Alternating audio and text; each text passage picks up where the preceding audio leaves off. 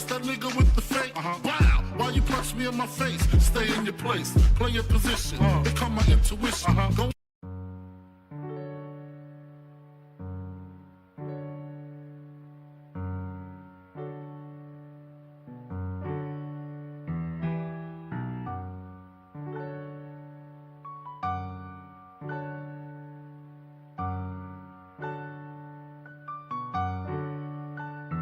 Take a better stand, put money in my mom's hand. Get my daughter this college plan, so she don't need no man. Stay far from timid, only make moves when your heart's in it. And live the free sky's the limit.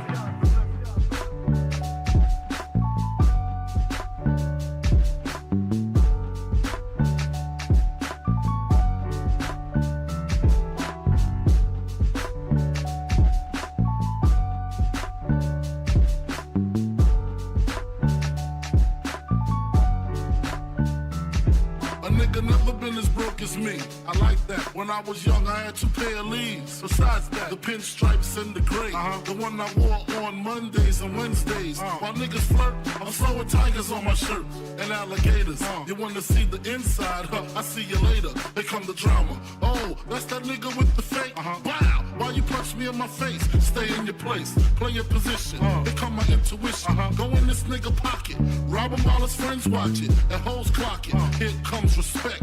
His crew's your crew, or they might be next. Look at they man, big man, they never try, so we roll with them. I stole with them, I mean loyalty. Niggas bought me milks at lunch. The milks with chocolate, the cookies, butter crunch, 88.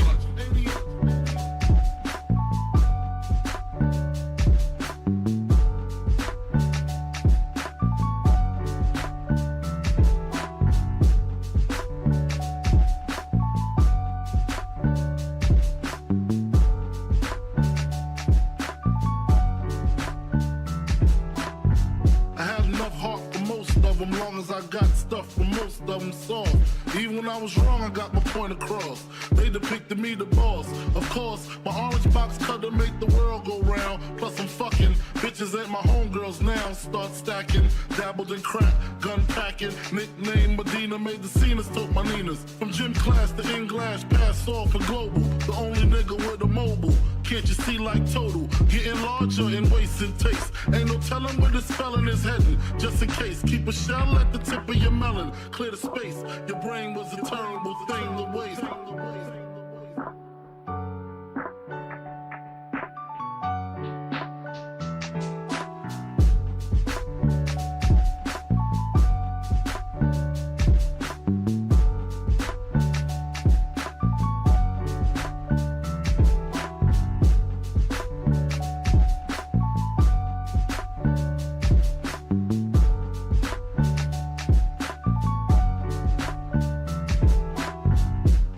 Realizing to master enterprise, and I ain't have to be in school by 10. I then began to encounter with my counterparts on how to burn the block apart.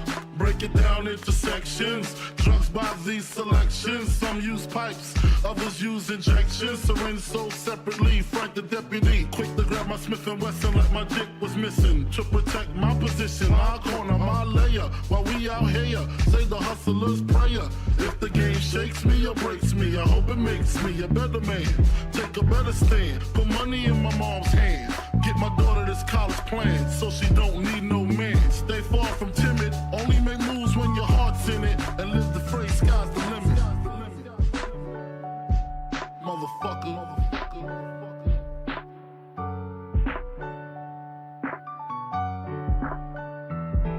88.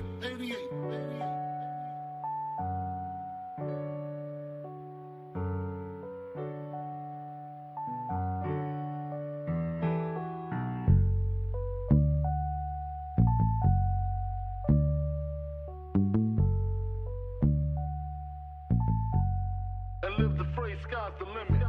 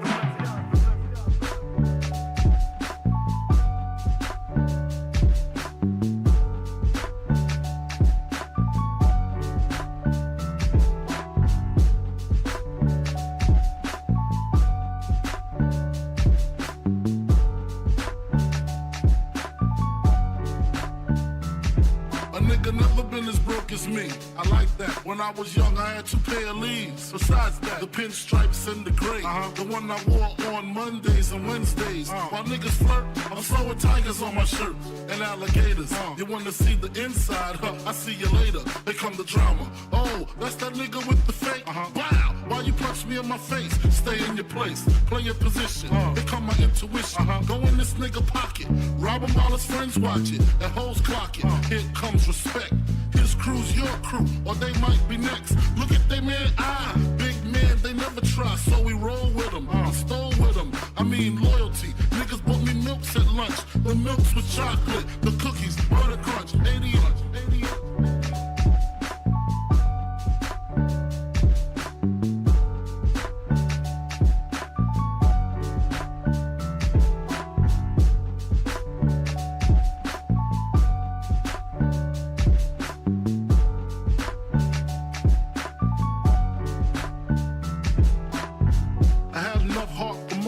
Long as I got stuff for most of them soft. Even when I was wrong, I got my point across. They depicted me the boss.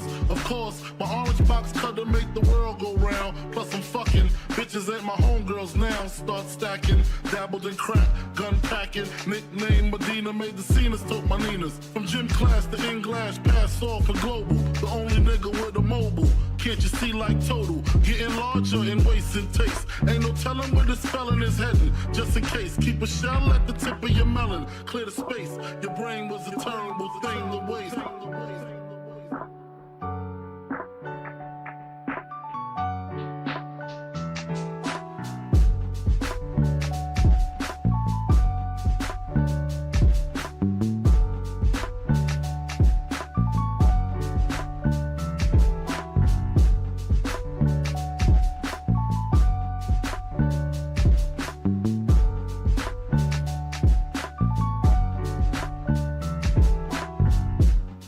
Realizing to master enterprise and I ain't have to be in school by 10. I then began to encounter with my counterparts of how to burn the block apart. Break it down into sections. Drugs by these selections. Some use pipes, others use injections. Syringe sold separately. Frank the deputy, quick to grab my Smith & Wesson like my dick was missing. To protect my position, my corner, my layer. While we out here, say the hustler's prayer. If the game shakes me or breaks me, I hope it makes me a better man. Take a better stand. Put money in my mom's hand. Get my daughter this college plan so she don't need no man. Stay far from timid. Only make moves when your heart's in it. And live the phrase, sky's the limit. Motherfucker.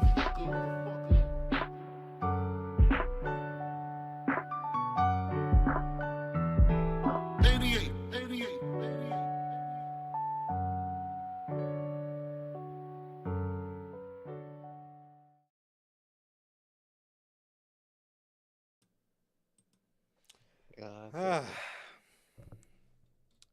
As you can... Oh. Give me 2 seconds, ladies and gentlemen.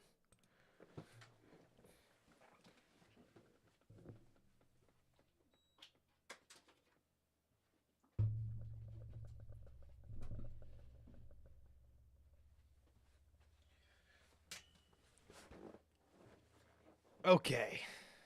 All right. There we go. Forgot to prop my camera up. We were going to be shaking for the next 2 hours, but we're good. Okay. Man, what is going on, everybody? What is going on, man? We are back. We are back with yet again another edition of the Notorious podcast, man. This is episode 201 of the podcast, man. 201 weeks. Crazy, bro. Still crazy. We hit that elusive 200 after goddamn near almost 4 years later. Crazy. Insane, bro. It really is. I swear, dude. But with that, man, what is going on, everybody? We are back with yet again another edition of the Notorious podcast and another edition of the news, man. This is episode, like I said, 201 of the news. And if this is your first time watching, you guys do not know how the show works. Every Monday, we're on here with Notorious Unscripted. And every Friday, we are on here with the news, man. If you guys did miss this past Monday's edition of Unscripted, why the AEW rankings system was an instant flop and why it continues to show why it's an instant flop. You guys can now watch that on all platforms, man. That is Anchor, Spotify, Google Podcasts, Apple Podcasts, and if you want to see it first, join us right here live every Monday night after Monday Night Raw for Notorious Unscripted, man. Also, if you guys have not got a chance to get your hands on some of the official Notorious Heels podcast merchandise, you guys can now find this live on the merch shop. That is bonfire.com. Link is at the top of the description of this very video and in either mine or Case social media pages, man. You got all 8 of these beautiful designs available on there for you guys, man. You got the Chicago flag design, the uncrowned kings of the IWC, the base logo design, the Riddler-inspired IWC's best kept secret design, the Notorious World Order, Grand Slam, the Scratch logo, and the only community that matters. All 8 of these beautiful designs and more are available on the merch shop for you guys, man. Again, that is bonfire.com. Link is at the top of the description of this very video, man. Also, if this is your first time watching, guys, do not know who we are here at the Notorious Heels podcast. I am Johnny Mayhem, one half of the host of this very show. And as for the other half, we got my man Sir K here. How's it going, man? It's going, man. It's all right. Just waiting, man. But I'm doing good. I'm doing good. Like Durante always asks whenever, he gets in, man. How's life? How's the family? Life's good. Family good. How is everybody doing in the live chat, man? And how is everyone doing in the replay? And what about you, man? How are you doing? Yeah, man, I'm doing good, bro. I'm doing good. Yeah, just chilling, dude. Just chilling, waiting for next weekend. We got Elimination Chamber weekend, so that's exciting. And yeah, so it's an exciting time, man. It's an exciting time. Still on that road to WrestleMania, as you guys know. So yeah, not too shabby, bro. Not too shabby. But yeah. There's nothing going on really much with me, man. So, yeah, man, as Durante always asks, I'm good, family's good, and what about you, Durante, Logan, Bell? Hello, everybody, and thank you guys for being here, as always, and how the hell are you guys, man? So, man, we got a bunch of interesting news here today for you guys. We're gonna start you guys off with just some a head scratching piece of news. And we're gonna start you guys off with that, man. That's the story about Drew McIntyre. We got news on more people being released from the company, more either released or departing from the company. The AEW, I don't even know what you call this. Their situation in terms of their morale, and Tony Khan recently said some things and gave some answers as to why he gives online engagement to fans.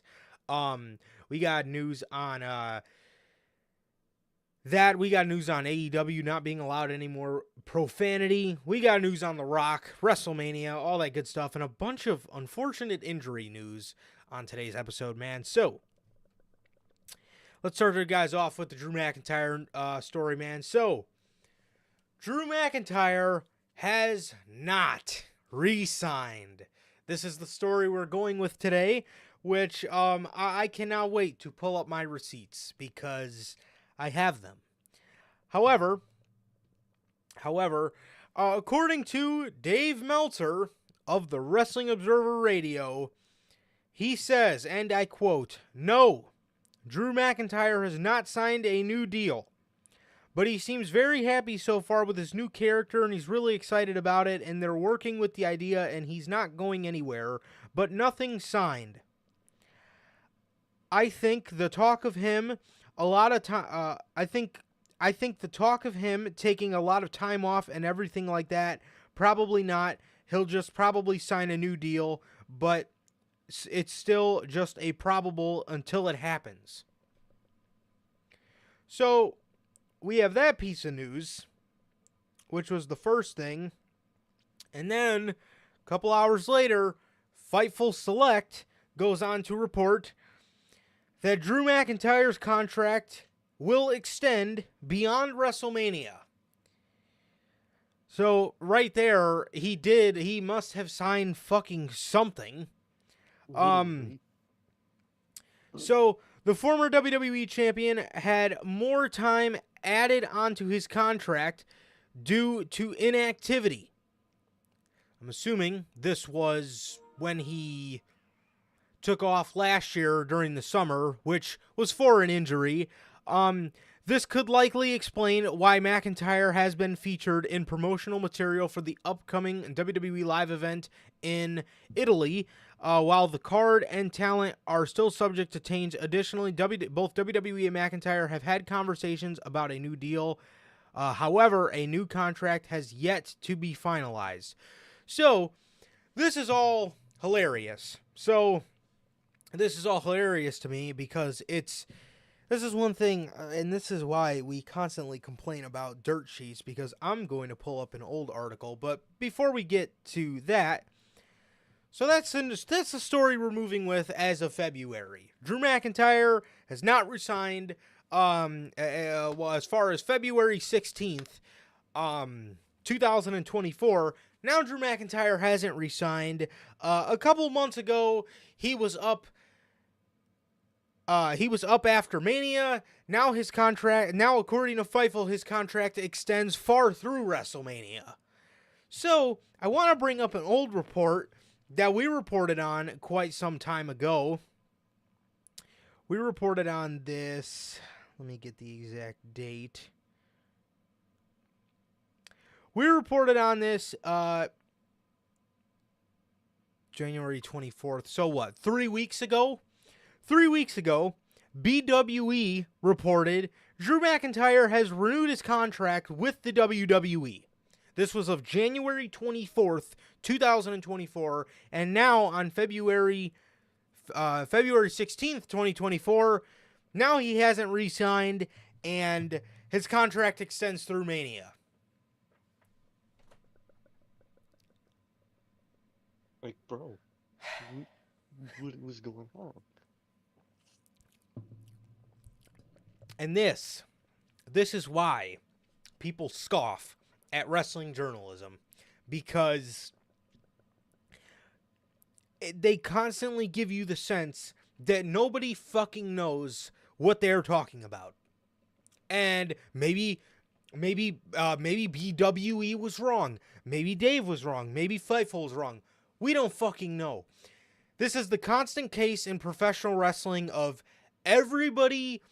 Nobody gives a shit about the quality of their report as long as they're the first to get something out. They're cool with that. Oh, that's all I care about, because at the end of the day, they just hit the classic, and it's just what my source told me. It's not my fault. Yeah, and yes, and then when they're constantly called out for these things, they point the blame at somebody else. So, yeah. So, that's pretty much the story. Not that Drew McIntyre hasn't re-signed. I'm going to go ahead and go with the story that nobody fucking knows. Because this is exactly what we get fed. This is what we get fucking fed. 3 weeks ago, he re-signed. They did the same thing with Cody Rhodes a couple months ago. Cody Rhodes, WWE's looking to extend him to a deal. Cody Rhodes re-signed. Oh, never mind. Cody Rhodes re-signed back in October. This isn't a new thing. Oh, now Cody Rhodes hasn't re-signed and they're still looking to lock him down. Does anybody give a fuck? I mean, seriously. I really don't think they do, dude. It's as long as you report everything, apparently, technically, it can't be wrong.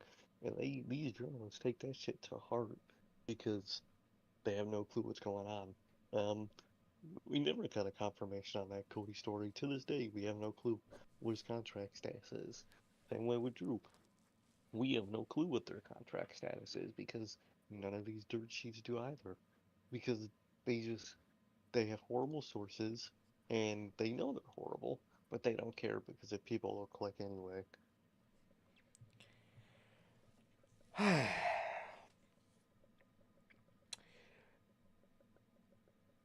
Dude, I don't know, man. I don't know.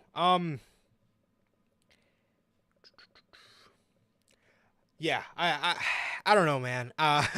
Drew Drew Drew McIntyre. There you go. Drew McIntyre, man.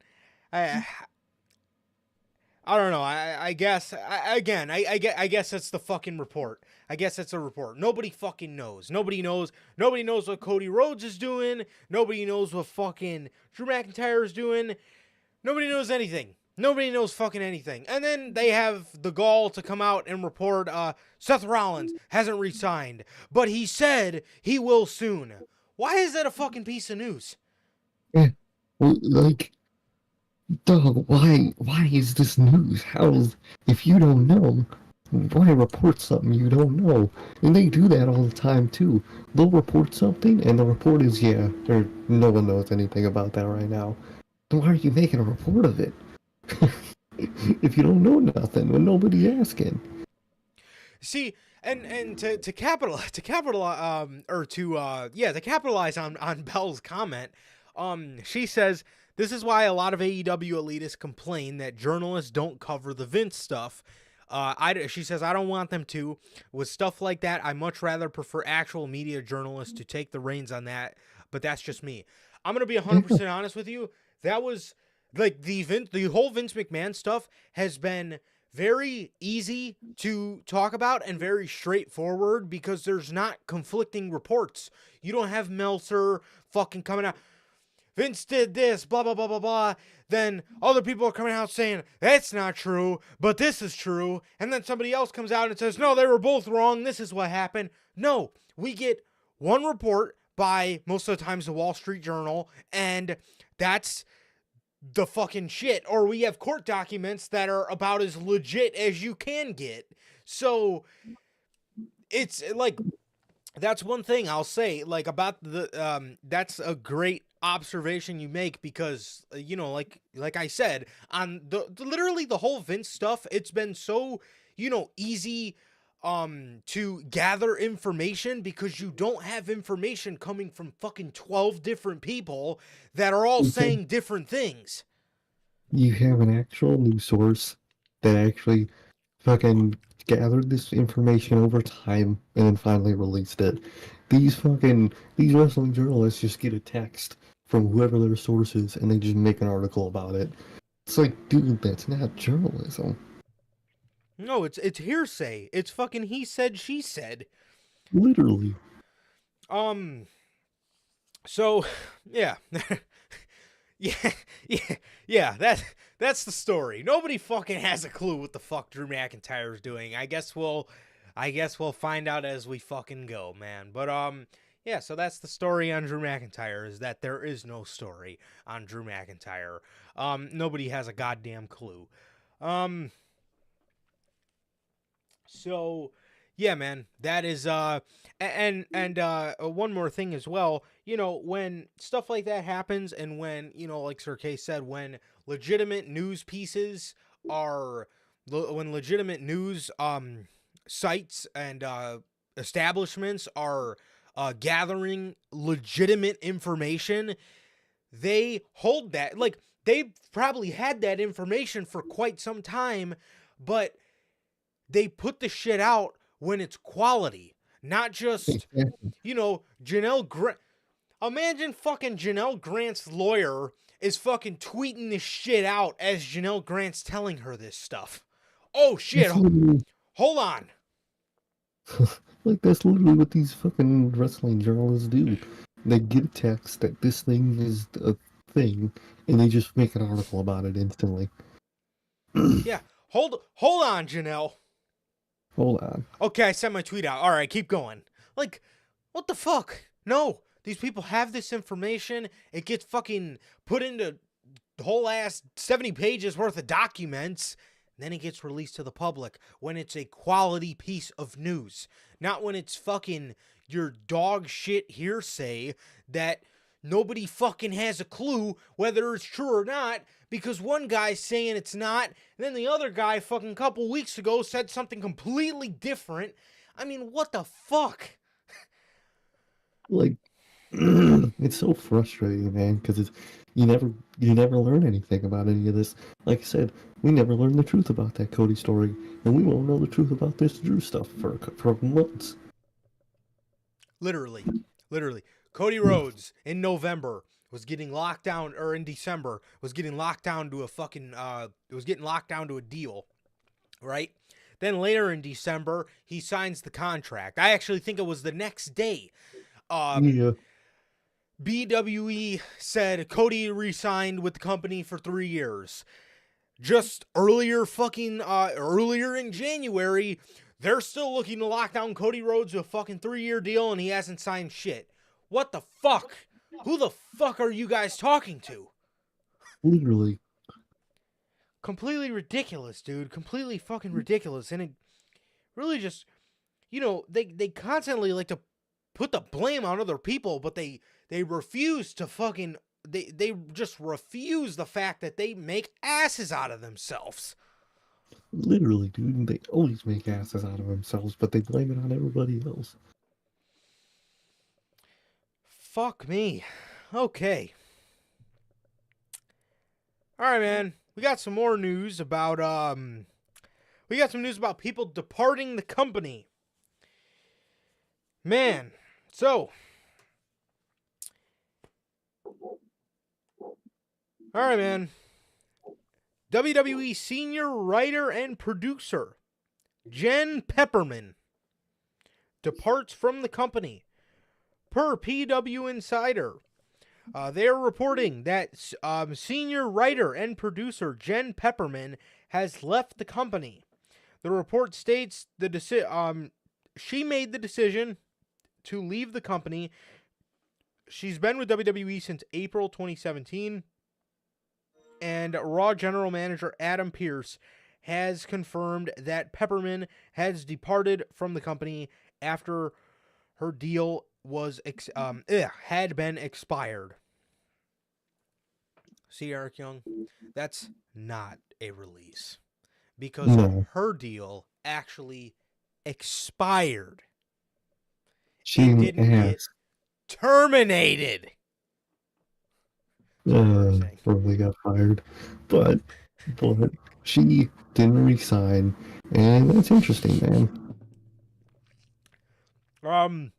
It really is. So, obviously, speculation is going to lean towards, this is obviously going to get the little theorizing in everybody's mind going. Why did she leave? What does she know? Right? Or there is that possibility. Now, again, there's also the possibility she just wanted to fucking go do something else. Maybe she wanted to go fucking work for the Wall Street Journal because they actually report real news. Maybe she was done talking to Dave and telling him one thing and then going and telling Sap another thing. Just for fucking shits and giggles and a couple fucking dollars. Yeah, maybe she wanted to go work the fucking customer service desk at Walmart. Maybe she wanted to go fucking pick orders for Menards. Who knows? But all jokes aside, nobody knows why Jen Pepperman has left the company.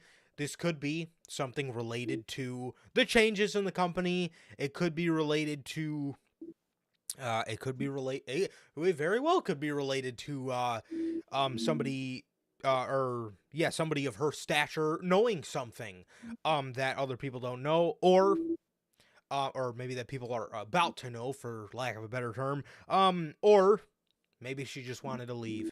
We don't know, but this is interesting because yet again another person departs from the company, man. We just seen Kevin Dunn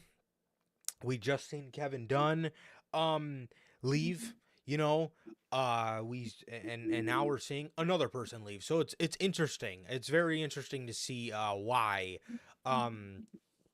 It's interesting to see why some of these people do leave, man. So, but I will say this, in terms of the Vince stuff, I'll tell you this: if it does have anything to do with that, time will tell. Because exactly. Yes, because literally with this whole Vince McMahon stuff, time always told. You know what I mean? Yeah. In 2022, we knew he left. We didn't know what for. Then it literally, we knew, the things we did know were extremely vague. We knew about a Yeah. paralegal and we knew about hush money, right? That's all we knew. But, the news that we got, time told. It might be a week. It might be a day. It might be a year. It might be 5 years. We don't know, but time will tell. And again, this very well could just be her wanting to find new pastures. Look at Kevin Dunn. Kevin Dunn just left the company. Kevin Dunn was Vince's right-hand man. And then what ends up happening in all this Ashley Massaro stuff? I mean, are you guys seeing this stuff, man? I mean, we read to you guys last week. She texted Kevin Dunn, and Kevin Dunn almost shielded her from Vince. Reports came out. She texted Kevin Dunn telling him that she was really uncomfortable that Vince was fucking blowing up her fucking phone like some 8th grader on Kick back in 2015. He's blowing her fucking phone up. And Kevin Dunn was the one telling her not to respond to Vince, and it really makes you think. I mean, Kevin Dunn's one of the more obvious ones. I mean, we know he knows something. Whether it comes out or not, we know he knew what the fuck was going on in that company. This man was shielding Ashley Massaro from Vince McMahon. Why the fuck didn't he say anything? Who knows? Maybe because he was in fear of his job, or maybe because he was doing some shady shit himself. Not to, don't take that. I was going to say, don't take that as news, but we don't fucking know. But to my point, with all this Vince McMahon shit, time will tell. And everybody involved will get that. Look at Brock Lesnar. Nobody heard a peep about Brock Lesnar having shit to do with any of this shit. Anything. Mm-hmm. And look at that. And now look at him. He's fucking... did you see the 2K24 has Vince's face blurred out of it? It's insane. That's wild. Yeah. And I'm assuming stuff like that will be integrated for Brock Lesnar as well. Again, do not be upset if Brock Lesnar is involved in 2K24, because I'm telling you right now, I think this will be the last one he's involved in. But I think his involvement will be... I think if there's... The most we see of Brock Lesnar, I think, is Showcase. That's it. Exactly. That's all we'll see of him, because they probably built so much of it, around some of his matches. But It's insane, man. Who knows why she left? It could be related, it could not. And time will tell, man, because time is told for all of this stuff, because they're real journalists that take their time and gather information. But we'll know with time, man, and we'll go and see. Right, and the one thing we read about those court documents, dude, was Vince loves people that are loyal to him, right? He does. Look at Brock Lesnar. This motherfucker sacrificed so many rising stars for Brock Lesnar, because in his mind, Brock Lesnar was the only draw that he fucking had, damn near. When in doubt, call Brock. That's what people used to say, right? The thing about Vince McMahon, though, if you are loyal to him, he will absolutely keep you along. And now it becomes a little more obvious. Brock Lesnar wasn't just a Vince McMahon guy because Brock Lesnar was a draw. It was because he was playing along with Vince's little game. Exactly. And it really makes you think, why was a guy like Kevin Dunn kept around for so long? It really makes you think. And again, I don't mean to say this to incriminate him, because those are crazy, crazy things to say to incriminate somebody of. But again, just speculation. Take none of this as news. But exactly. Just thinking out loud.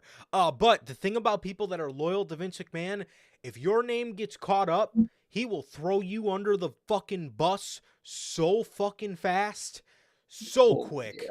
And he will absolutely throw you out like you are fucking yesterday's news. Look at people like Mark Carano, for example. He, you know, had been with the company for a very long time. He was a part of that Vince administration. The fucking minute things started coming out negatively about him, that man was ousted so quick. And there's been other names. There's been so many names I can't remember. Hearing about people. Look at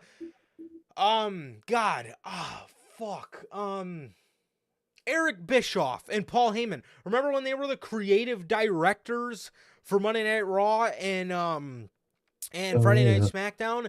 The fucking minute things went wrong, he threw them under the bus so quick and took power from them so fast. I mean, come on, dude. Come on. He does that shit all the time, man. He does it all the time. So again, he loves people that are loyal to him, but once people start coming down on you, bro, he's gonna, like, look, when we were reading those court documents, dude, he was talking about John Laurinaitis, right? He was talking in some of the text messages, well, if this gets out, this could cost John his job. What do you mean it could cost him his job? You're doing the same shit. What? Yeah. The What? fuck? Like, So, through information. so quick to throw his boy under the bus and to fire his boy just because it would save his ass. I mean, come on, bro. It's Exactly. so again, whether she has anything to do, anything involved with this Vince McMahon stuff, and so again, same thing for a guy like Kevin Dunn. We don't know anything yet, and that's the truth. You know what I mean? We don't know anything yet, but what we will say, in terms of the Vince McMahon stuff, and time has shown this, time will tell. If anybody has anything to fucking do with this shit, time will tell, because they are cracking down on his ass at an unbelievably fast rate at this point. So yeah, it's time will tell, man. Yeah, exactly. Time will tell. And with that, PW Insider is reporting that Matt Camp, who had been with WWE for a number of years hosting The Bump, as well as lots of other content, was released last week. This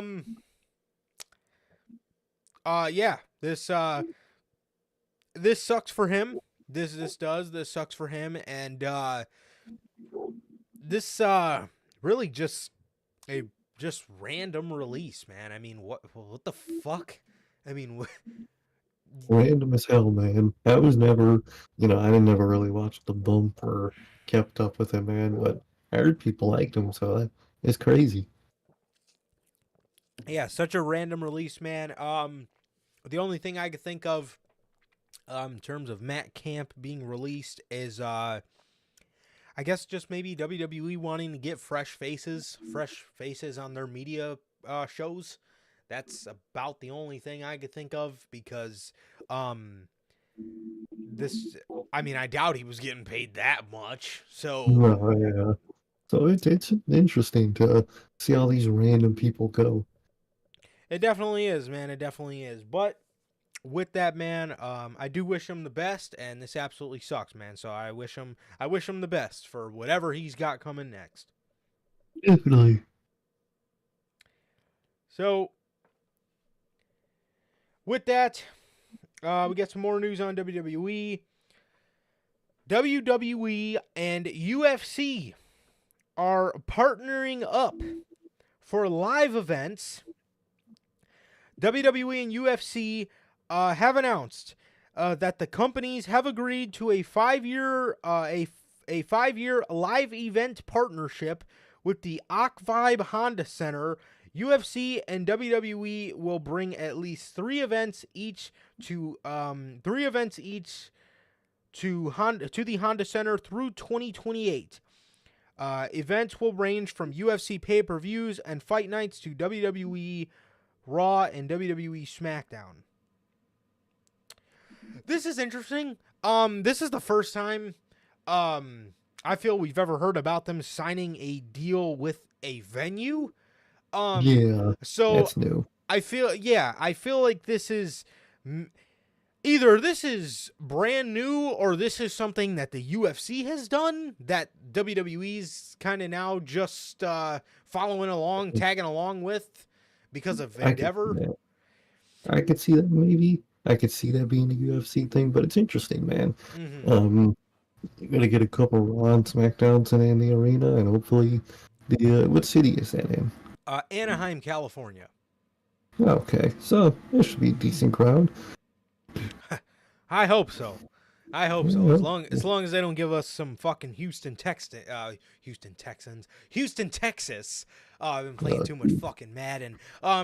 Too much Guy. Houston, Texas vibes with their fucking level of crowd participation. God, I hate Texas. Ugh. I Ugh. can never react to nothing. I hate Houston, to be honest. Everywhere in Texas at least for me, everywhere in Texas does it for me, to be honest, Yeah, bro. that's true. That's true. Which the annoying thing for me, I used to keep up with the NBA big time. Now I kind of just keep up during the playoff season, but just too many fucking games throughout the season to keep up with. But I'll tell you, bro, when the Rockets were at the peak, those fucking Houston crowds were lit. They were lit as fuck. Playoff season, even regular season, they were lit as shit. You bring a fucking wrestling show there, and my God, those fucking people have no idea what they're doing. Like Dallas is good, San Antonio's good, El Paso's honestly a really underrated crowd for wrestling events. Good. All good. Yeah. Good stuff. And you go, I swear, man, you go to fucking Houston, Texas, and my fucking production's off that night. They don't know what the fuck they're doing. I mean, golly, it's horrible, man. It's fucking atrocious is Houston, Texas, man. I mean, golly, it's really bad. but anyways, Anaheim, California. Anaheim, California should be pretty good. Should be pretty good, man. And again, this is something that is yeah, very different. Very different. Like I said, either this is something completely new or this is something that UFC's done that, like I said, WWE, now that their Endeavor or TKO is, kind of just lumping themselves in on nowadays. So it's going to be interesting to see. And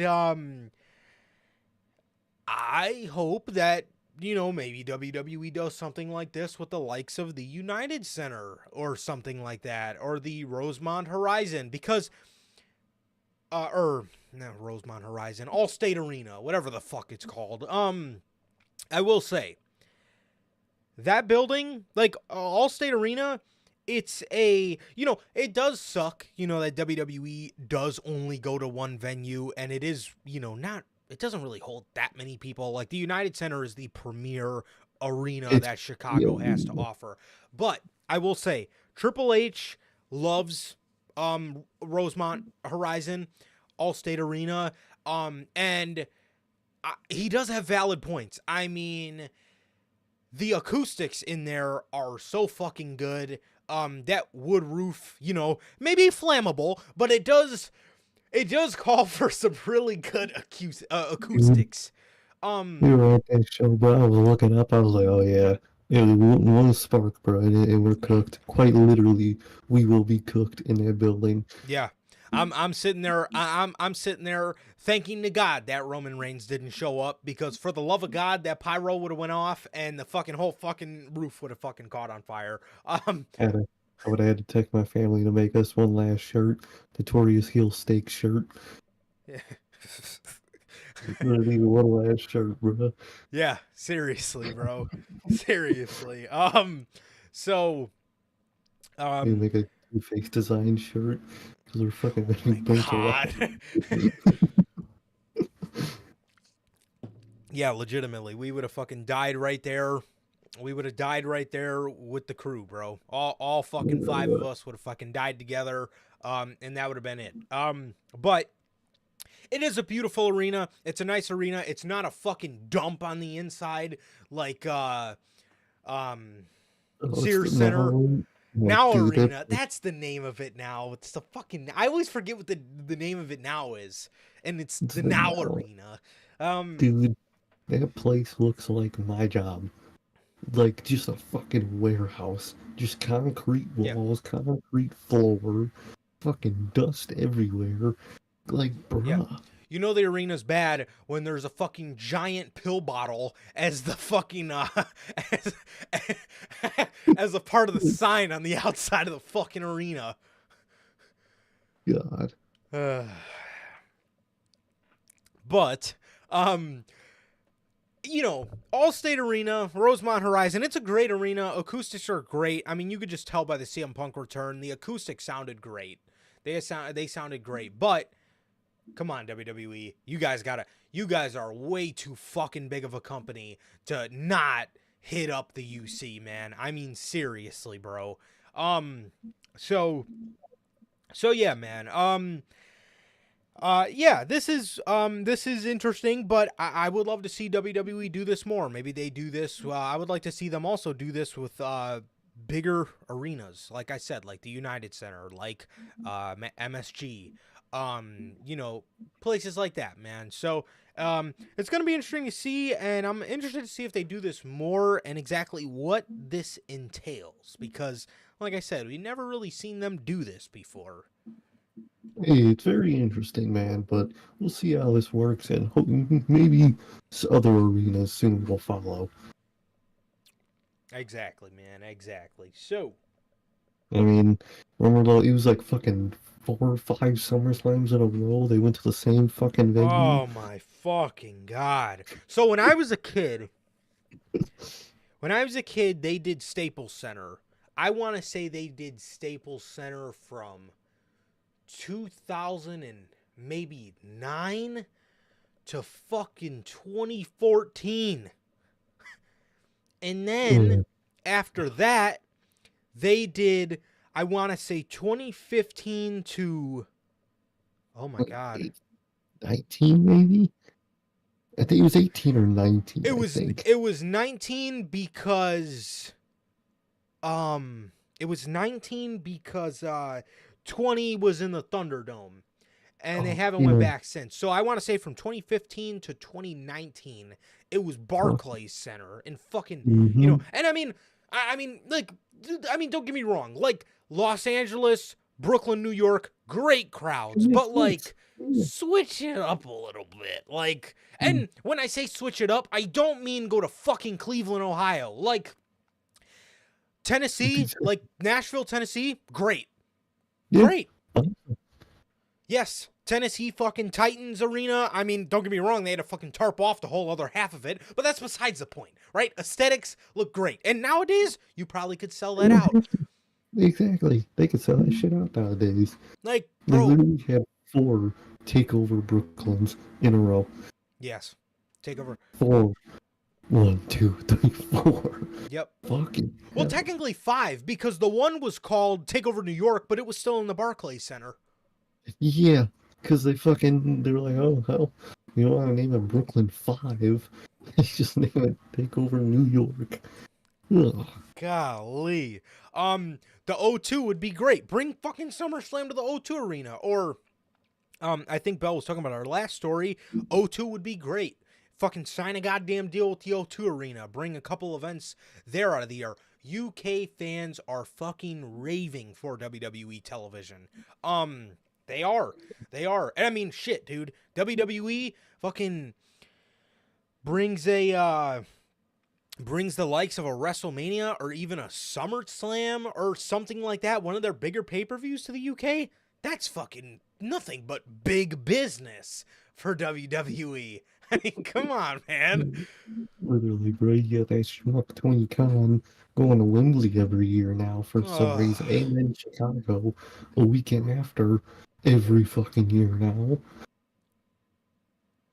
Like, dude, that's one thing I like. That like Triple H talked about it for years, but like global localization, right?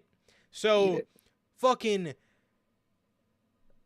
AEW does not localize themselves at all. They stay in one spot, right? They Wembley Stadium, right? UK fans finally getting some fucking wrestling, and you go to fucking Wembley and nowhere else. Like, dude, WWE's over here going to Berlin, going to Cardiff, going to the O2, going to fucking Money in the Bank, or O2. What the fuck am I talking about? I'm going to the O2 for Money in the Bank. Localize yourself everywhere. Please, for the love of God. I mean, what the fuck? Why are we going to one spot? Good, like, look at what they did for NXT UK. Take over Blackpool, take over Cardiff, take over fucking this, take over that, take over Black Country. My shit was always dope. Localize. Go everywhere. No, do everything, dude. Please. Yes. Now, Triple H, that doesn't mean make an NXT brand everywhere, but localize yourself in terms of your pay-per-views. Literally, it's that easy. Don't make a Yes. brand out of every fucking country. Just go to every fucking country. Yes. It's that simple. You got the right idea, but you're going the wrong way. Well, up until this point, they've been going the right way. But just please, I don't want to see NXT Mexico. I already see these motherfuckers on AEW every week. I don't want to see NXT Japan. I already see these motherfuckers on AEW every week. I don't want to see it. I don't want to see it. Please. You got... Oh, yeah. Yeah, well, Tony Khan confirmed it, like right after All In. Like, he said, oh, yeah, we're doing this exact same, like, thing next year, where we do All Out, or we do All In, then All Out the next weekend in Chicago. Good. I can't wait to shit all over All Out again for a fucking second year in a row. And All In, probably. And so we review that shit afterwards. Fucking... Yeah. Is it even who fucking knows? worth reviewing anymore? If anything, switch that shit with All In. We review All In, and then we review All Out fucking on Friday. Okay, yeah. Oh, They damn... I think they have, like, about, 5 or 6... I think, like, 4 or 5 a year in Chicago. And I couldn't tell you the last one... Well, All Out, technically. But the last one we paid to go see... Like, All Out before that? yeah, all out was a freebie, and that's the only way you're catching me at All Out because of the Well, ticket plug. But exactly. The ticket, you might catch us there, but if not, we ain't paying for this shit. The fuck what am I paying here to see fucking CMLL dorks that I can't even make jokes about their names because I don't remember their names? I can't even make jokes about their names. Like an I don't remember them. Enif. What the fuck, man? Enfi. The fuck are these guys' names? Salvador Jr. Who the fuck is Salvador Jr.?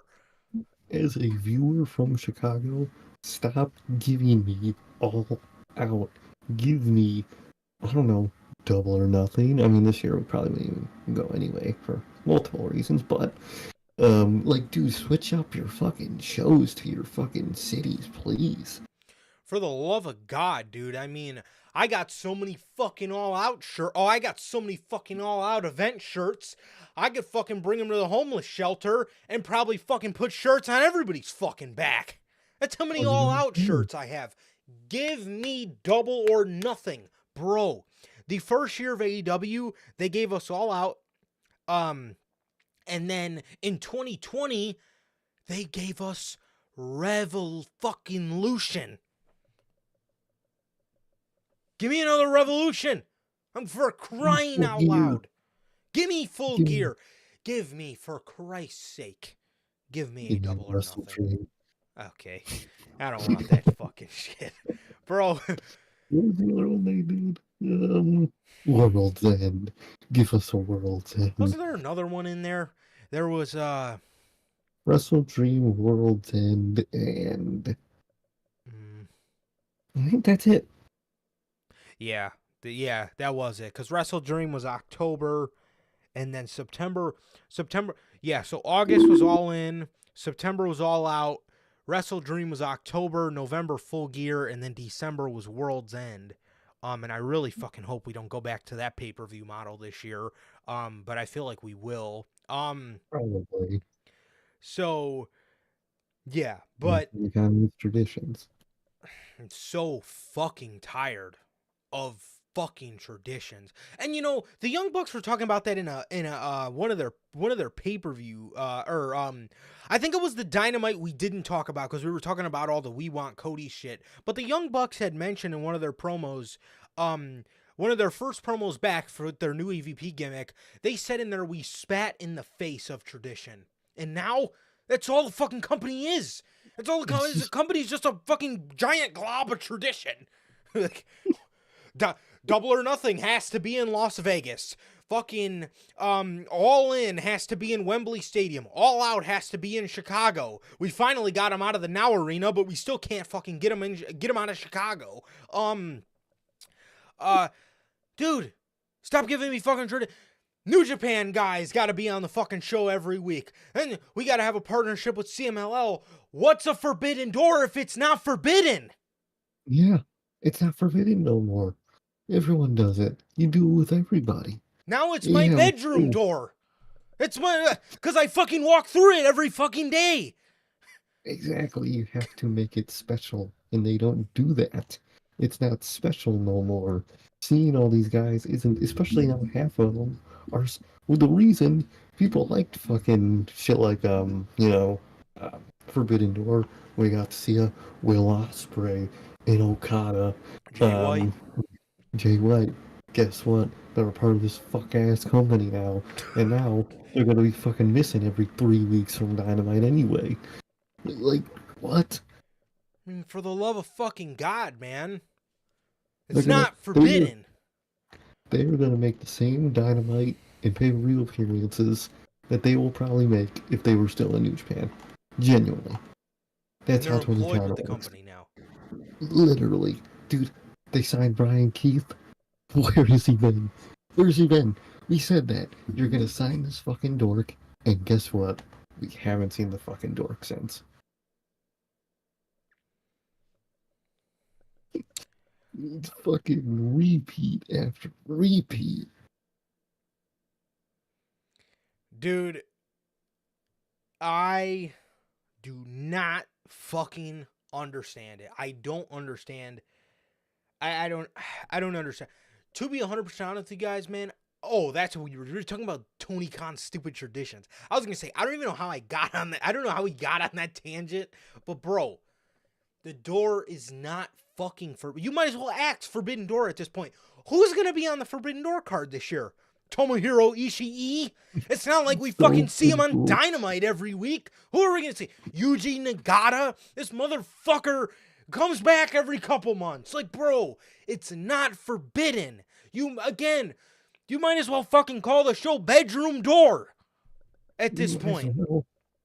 Because like, it's not forbidden. How many times you guys walk through your fucking bedroom door? I mean, wrestling fans probably don't walk through the fucking bedroom door that much because they fucking barely leave their room. But, I mean, bro. A lot of more like it, but. Yeah. I mean, dude, you walk through your fucking bedroom door how many times a day? 20? 30? I don't know. But you get my point. You walk through the fucking door multiple times a day. That's what the Forbidden Door is. And for the love of God, who is a name in CMLL that I want to see face people in AEW? No, I don't care about a single fucking one of them. They are all nothing nobodies that I do not care about. I don't care about them. And it's like those guys too, if you do a Forbidden Door with CMLL, we're already seeing it. We're already seeing all these motherfuckers on television, bro. Who fucking cares about Enof? What is his name? I don't even know his name. Salvarado Jr.? Who the fuck are these people, bro? We see all these people every week. You know who sees, all these New Japan guys and all these CMLL guys every week? My fucking blanket. Forbidden blanket. Because every fucking Dynamite, I fucking lay down and I fall asleep because the show fucking blows. Because I get match after match, after match, after match, after match.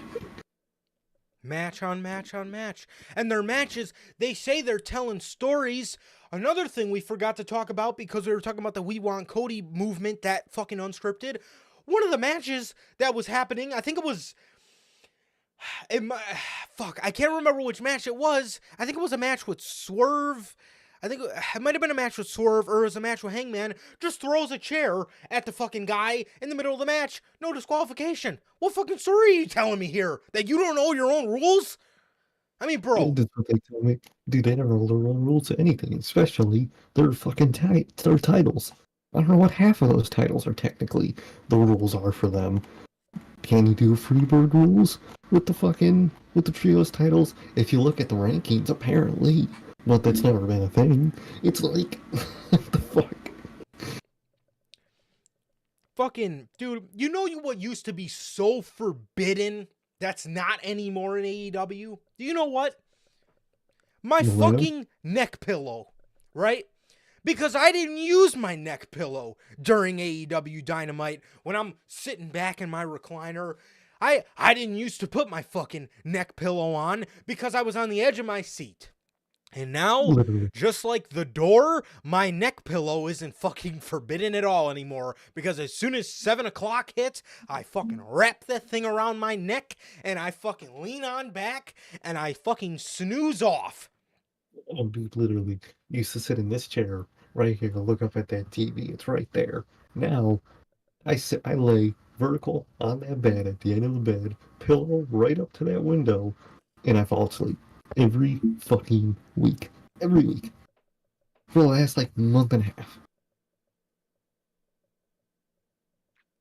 For the fucking love of God, man. The fucking complaining about Dynamite. That fucking blows. Golly. So,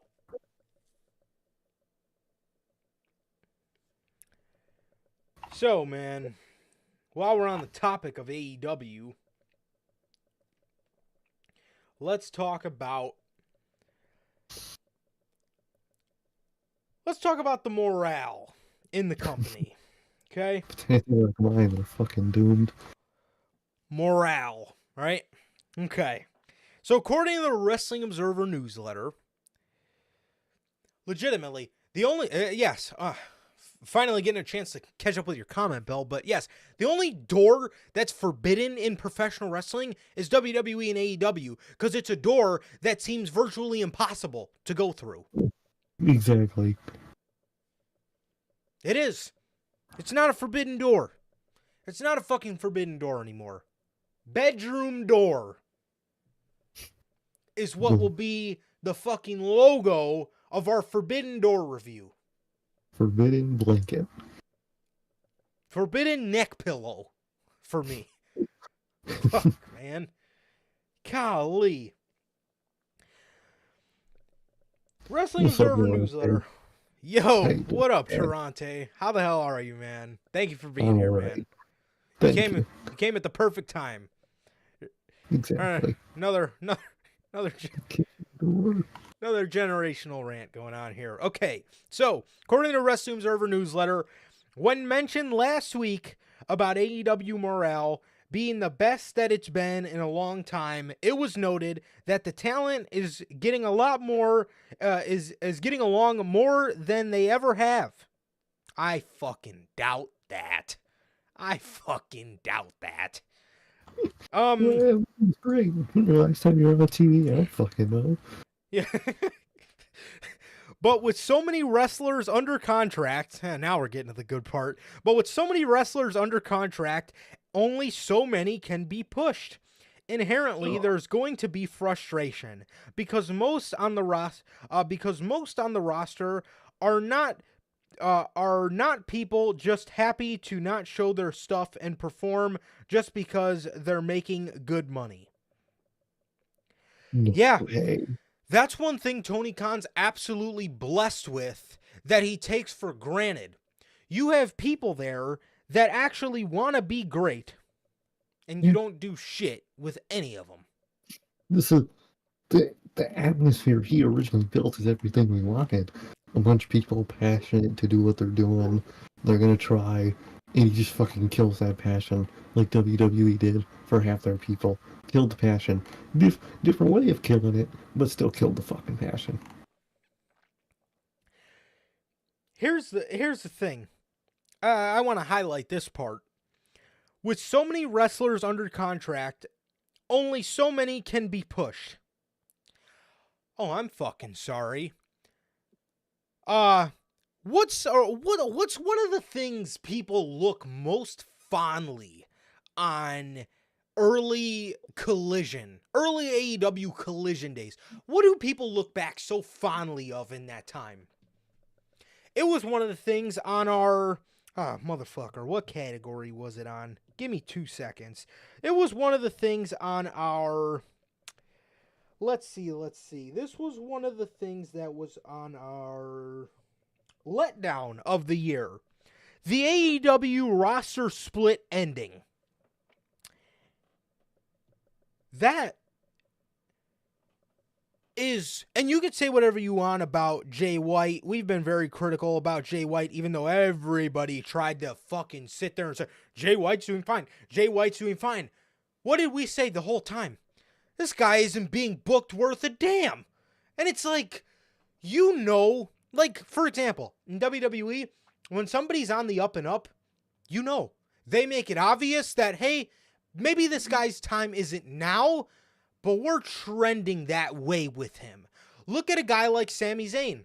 Sami Zayn's on a losing streak right now, but even through a fucking losing streak, you can see the upward trend in his momentum. Even and that says a lot because he's on a fucking losing streak. Exactly.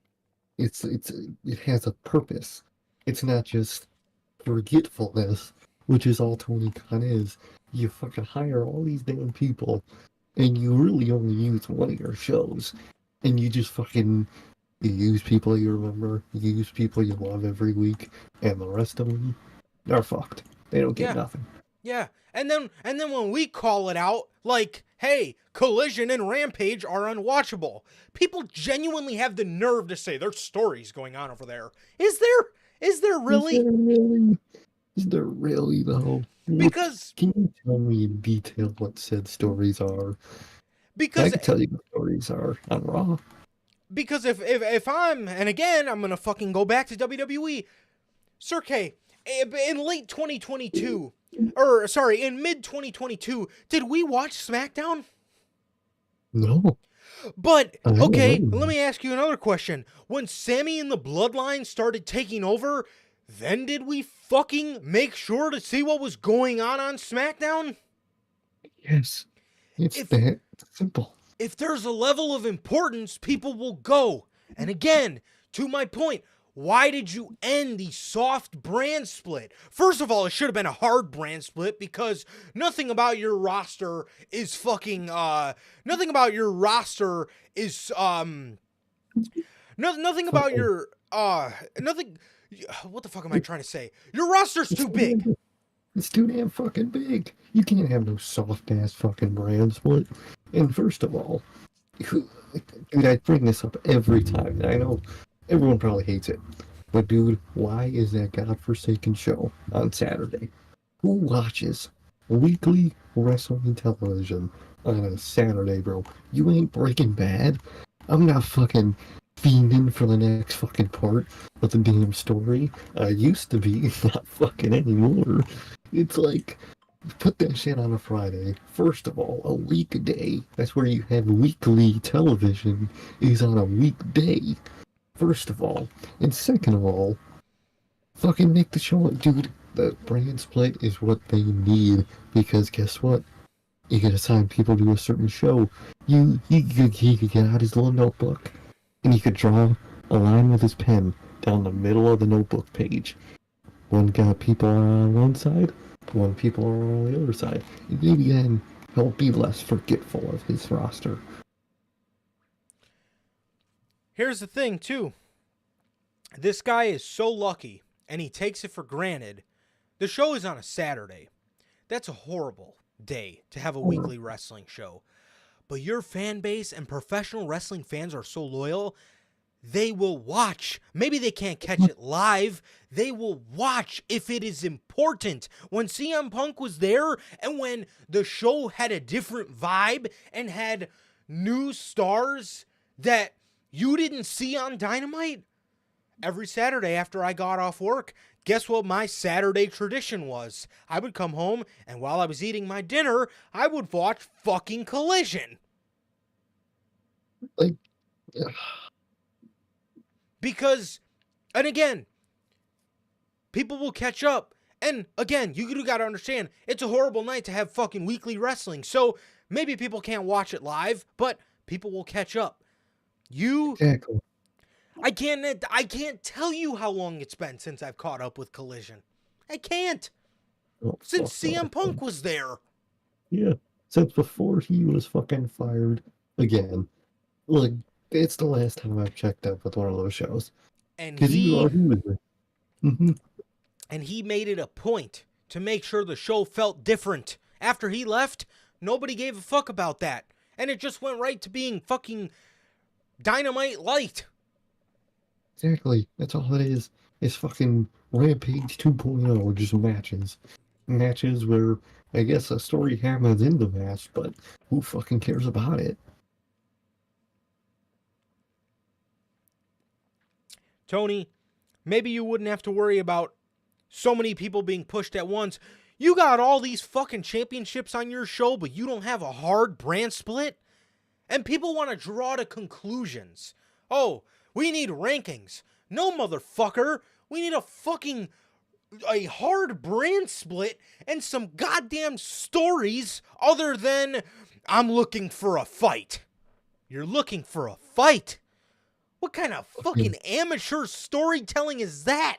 I could go to some rink-dink ass fucking indie show down the street at the fucking Oak Forest Hall and watch some indie wrestling if I wanted to see people fucking looking for a fight. Are you kidding me? I hate this shit, dude. I really do. Like, not only do you need a brand split, Tony Khan needs a team. First of all, is what he, at the end of the day, truly needs as a team, because him alone is fucking failing miserably. And he's forgetful. He doesn't remember half the people on his roster. He drops storylines on a dime, solely because dude fucking forgets everything. Oh yeah, I do have this person fucking signed. What? And you need a brand split. You need to actually hire people that aren't already in-ring guys to do backstage stuff, like an actual company does. You need to do so much for a fucking businessman. He is horrible at running the business side of his company. I mean, creatively too right now, 100%, but also the fucking business side. What are you doing? You were in the red for fucking AEW Fight Forever, and I couldn't tell you the last time I played that goddamn video game. I couldn't tell you. You mean to tell me you're not getting the Swerve at the Beach pack? I mean, apparently, if you own the season pass, you still got to pay for that pack. So, fuck no. What? Yeah, I remember Logan was telling us that the other night. Oh, and no, I think it was... no. So if you buy the Elite Edition, you you only get a certain 2 packs or something. Yeah. Yep. Oh, okay. So, for example, the Elite Edition, I believe, gets you Season 1 and Season 2, but once Season 3 comes out, you're shit out of luck, and you got to pay for that again. That's wild. Dude, what are these updates I see? They just add random people, random-ass outdated attires for people. What are you doing? Yeah. You were in the red for this game? Where did that money go?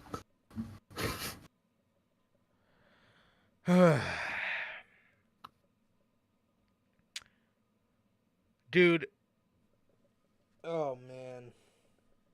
I don't know, bro. I don't know. And again, I see all these people. Imagine the world we live in. Okada, Will Ospreay, Kenny Omega, Mercedes Moné, all on the same roster. Yeah, and they all can't do shit because there's no hard brand split and there's no separation of these guys. There's a beauty in Raw and SmackDown because it keeps people away from each other. There's a beauty in that.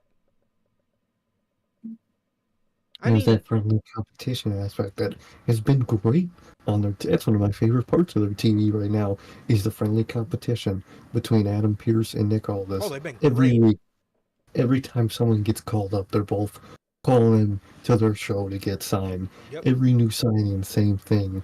It's dope.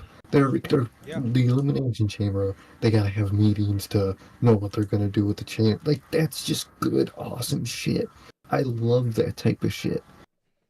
Yes, and those guys have been fucking knocking it the fuck out of the park. I mean, seriously. Like Sir K was saying, goddamn near every free agent just gets, like, they go to Raw, or they go to SmackDown with, get a contract, and fucking Adam Pearce is on the phone with them. Hey, I got something I think I would like you to see. Or when Nick Aldis signs somebody without Adam Pearce getting a shot, Adam Pearce, gives like a snarky comment towards Nick Aldis about, not even giving him a chance at this free agent. Having, like Sir K said, having meetings for the chamber. All this is fucking just genius, like no-brainer stuff. It just makes the show, like the flow of the shows, feel so much better and so much like genuine separation. Like, yeah, are they actually the fucking GMs? No shit, they're not.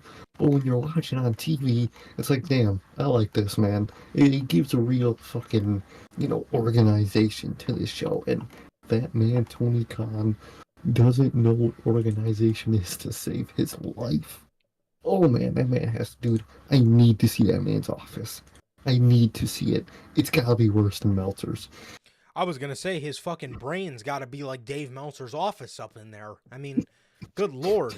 Guy's got fucking Wrestling Observer newsletters from fucking 1928. I love, that dude is in Dark Side of the Ring, bro. The camera just cuts to him, and you just see fucking notebooks. He's just walking out paper. Can't even see the fucking floor. Bro's talking about some tragedy, and you just see fucking piles of notebooks in the background. Oh, dude, it cracks me up every time. But, like, it's great. It's great shit that I need that Dynamite and Rampage. No, not Rampage. Rampage doesn't even count at this point. It's your guys' main event. Collision. The company itself needs organization. Yeah. It does. It fucking does, man. It does. Dude, again, everybody, we need rankings. No. We need a brand split and motherfucking stories on this show. I mean, this is pathetic. In what grounds does Orange Cassidy fucking face Matt Taven in a Texas fucking death match? I mean, are you serious? Every week, I load up my Twitter and absolutely fucking sigh at the illogical matches he's putting on these shows. Oh, match he knows from next week. It's some type of dumbass 6-man. Let me see if I think it was him that posted it. God Tony damn Khan. it. Tony Khan. Oh, yeah, there it is. So, next week on Dynamite, we get Samoa Joe, Swerve Strickland, and Brian Cage versus Hook, Hangman, and RVD.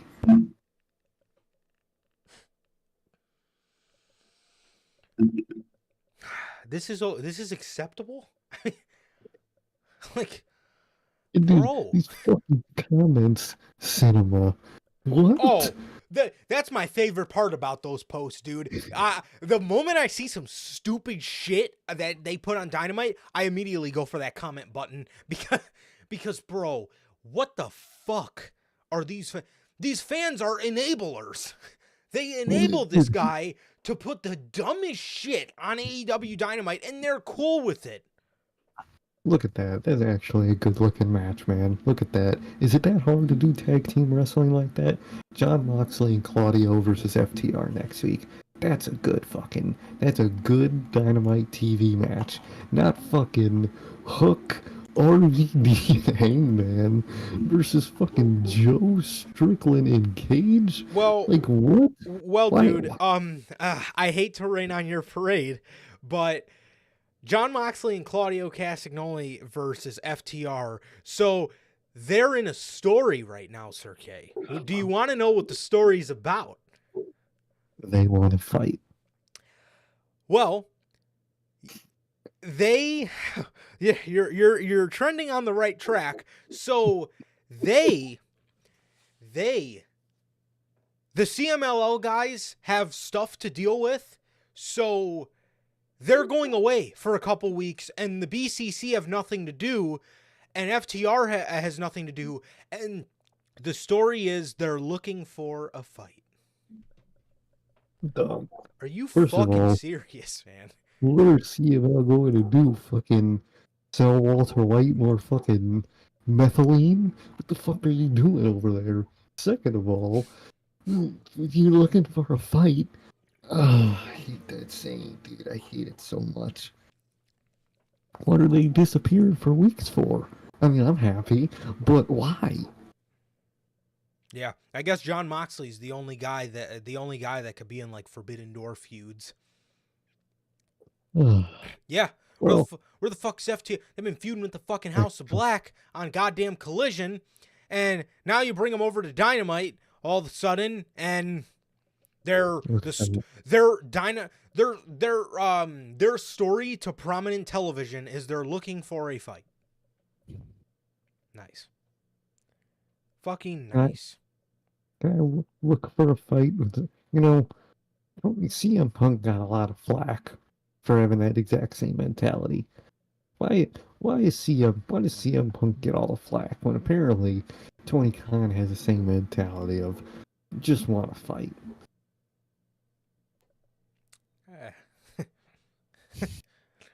I don't know, man. I don't fucking know, dude. Completely fucking ridiculous, man. Yeah, split your rosters. That's my if you couldn't tell, that's my golly, there's more. There's more news on Tony Khan. And it's we're only getting started. Okay. Tony Khan believes his provocative tweets enhance true engagement for AEW.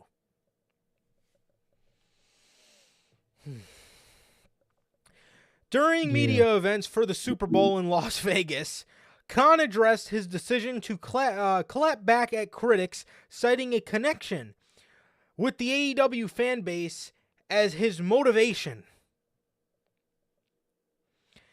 Tony, you're asking for a connection with the people that refuse to tell you that your fucking product is ass. Like, dude, the only people you're interacting with is people that hate your fucking guts, first of all, and don't actually watch the show, because contrary to popular belief that most people always say, and you don't like something, you usually don't watch it. And second of all, the only people you're interacting with is people that virtually suck your dick. And guess what? Those people ain't keeping up those Dynamite numbers. It has been marked, I think, the Dynamite that just happened, it has been marked a full calendar year since they hit 1 million in viewership on an episode of Dynamite. It's been at least a calendar year since they hit 1 million in viewership on Dynamite. Dude, wow, that's crazy. It's also been marked 600 days since Malachi Black had a singles match, but that's neither here or there. So long time for a lot of things in AEW. A long time since the shows felt like its normal self. But again, you are not, these people you're responding to are people that are giving criticism of your product, and you're clapping back with what WWE's doing. Well, WWE's giving Jinder Mahal. Who gives a shit what they're doing? Who gives a fuck? Nobody was ranting or raving about Jinder and fucking Mahal getting a goddamn shot at the World Heavyweight title anyway. was a nothing match. And you know something about that, Tony. You know something about putting on nothing matches now, don't you? These people are giving criticisms and you're clapping back just to tell them they're wrong and you're right. To have a connection with who? These fucking people that are fucking bending it over for you and fucking proudly getting fucking Tony Khan back shots. That's who you're bending it on, or that's who. That's who you're trying to fucking please here. I mean, come on, dude. We can have the analogy reversed, but I get what you mean. Dude. I don't know why you getting it, but No, he's not, bro. That's not what I meant to say, bro. Oh man, bro. maybe it's what he's into. Dude, this makes no fucking sense, dude. True engagement. You are strengthening the relationship with your audience that are telling you lies. They're telling you bullshit. They are willingly taking it up the fucking ass for you, Tony. And you're just fucking sliding it on in and refusing to take the valid criticism. And again, I know, dude, at this point, we've said it for so long, I could fucking see why half of you people, I could see why half of the people that watch this podcast may say, man, Johnny and fucking Sircade may hate AEW. I promise you I don't fucking hate AEW. I fucking love this company. I love this company. I want to see this company thrive because this company fucking survived riding the fucking wave of our passion for this show. And our same passion now means we hate the product? No, it means I'm passionate and I want to see it do better. Exactly. Those elitists say every little annoying thing that the fucking prime shit WWE elitists would say. Oh, Yep. don't like it, don't watch it. Watch something else, this, that, this. It's like, dog. Yeah, and it's like, dude, I just, and again, when WWE was doing shit wrong, goddamn, some of our greatest hits on this podcast came from absolutely slaughtering WWE. So don't get it twisted. And again, there's this misconception in wrestling fans that you can't give real love and fucking tough love to wrestling companies. Either you love a wrestling company, that means you completely despise the other one. There's no in between with wrestling fans. No, you can love both. I love AEW so much. I fucking love AEW. AEW, if it wasn't for AEW, who fucking knows where we would be?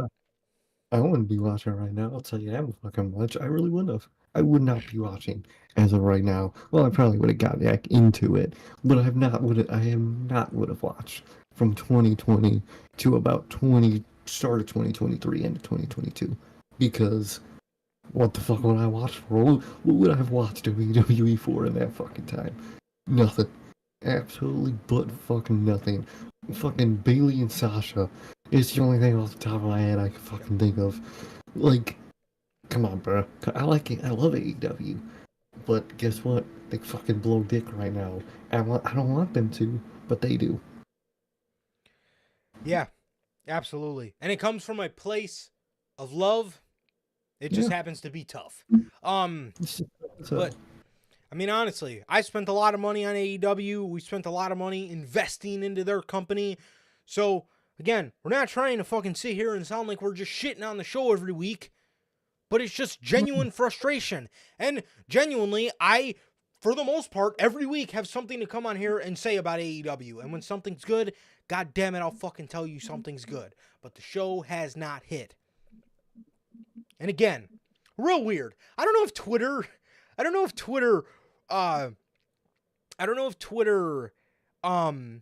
cleans up your followers of maybe like inactive accounts. But bro, I swear to God, I was sitting at 400 followers. Now I'm at like 347. I don't know if it was because I posted about the rankings flopping, but it absolutely made me laugh that some fans refuse to handle the truth. If 50 people unfollowed me, it really goes to show you how tone deaf their fucking audience is. Their elitist audience. Because again, it comes from a place of fucking love. God damn. Adam Page is one of my favorite wrestlers on the face of the fucking planet. I love that company. I do. But god fucking damn. When it's time to be real, we gotta fucking be real, man. That's just how it is. Exactly. Exactly, man. And we are fans that were there from the beginning and actually have a place to fucking talk because we've seen the shit from the very beginning. And we would know if the product has changed. And it's not wrong to evolve. But they're adapting bad aspects. There's this notion that if you add a sprinkle of something that WWE even dares to do, then they're WWE light. No. But what you're doing is turning into fucking New Japan light. Yeah, I'd rather be WWE light than New Japan light. Exactly. Completely ridiculous. So, that's Tony Khan's philosophy on the connection with his fan base. Oh, I didn't even read the fucking quote yet. Anyway, okay. So he says, we have a great connection with the fans, and that's a good question. But I think we've been able to build real engagement at times, and I think there's tangible proof of that. Yeah, Tony, you're adding engagement of people holding your show under a fucking microscope that you don't need because your show is not that good. Why are you holding yourself under a microphone or under a microscope and your fucking show is a shell of its former self? You're making an ass out of yourself. What are you going to do, man? I'm telling you. Step it the fuck up. Please. And all we want to do is throw signings. What good are your signings if there's no fucking story for these people? Do you know why CM Punk's AEW run was so great? Obviously, minus backstage stuff, but like every time that man stepped out on that stage, there was a fucking genuine story. How much do we see promo segment?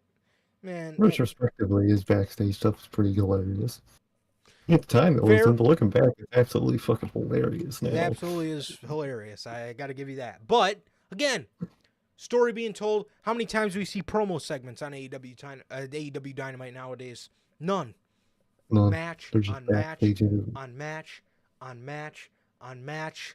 I might as well just go to the fucking Tokyo Dome if I wanted to see this shit.